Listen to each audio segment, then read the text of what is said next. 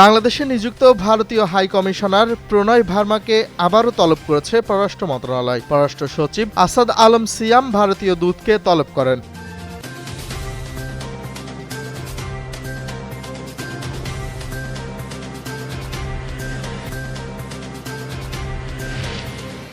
জাতীয় অর্থনৈতিক পরিষদের এক সভায় ৪৬,৪১৯ কোটি টাকার ২২টি প্রকল্প অনুমোদন দেওয়া হয়েছে। সভা শেষে এক বিজ্ঞপ্তিতে এই তথ্য জানিয়েছে পরিকল্পনা মন্ত্রণালয়।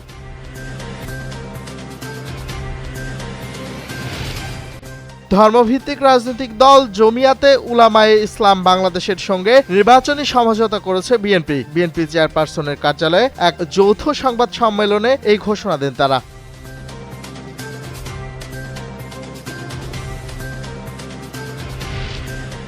প্রথম আলো ও ডেইলি স্টারের হামলা ও লুটপাটের ঘটনায় আরও ৯ জনকে গ্রেপ্তার করেছে ডিবি। উপপুলিশ কমিশনার মোহাম্মদ তালেবুর রহমান এই তথ্য জানান।